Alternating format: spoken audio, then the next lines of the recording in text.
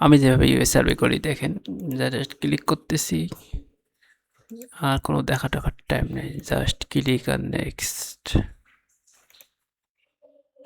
এই সার্ভেটা এইভাবেই সহজেই করা যায়, এখানে কোনো কিছু ধরে না, বুঝছেন।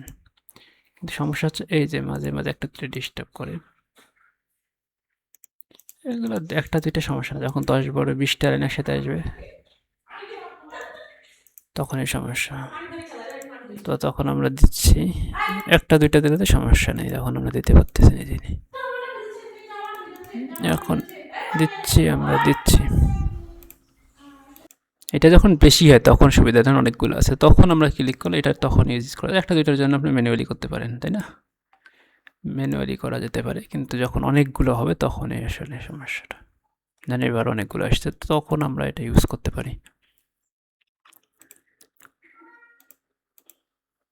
শেষের পর দিকেই আসছে, কিন্তু আর বেশি নাই, আমরা দেখতে পাচ্ছেন যে শেষের দিকে আসছে, এখন কয়েকটা আসবে এরকম বড় বড়।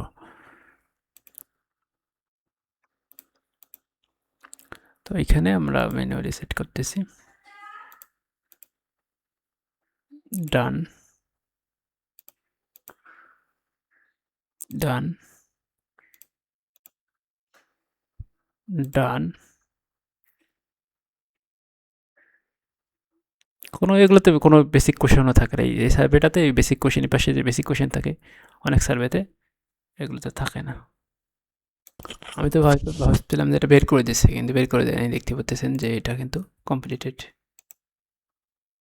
রেট দিলাম 5 স্টার, সাবমিট দিলাম, ডান 73 পয়েন্ট।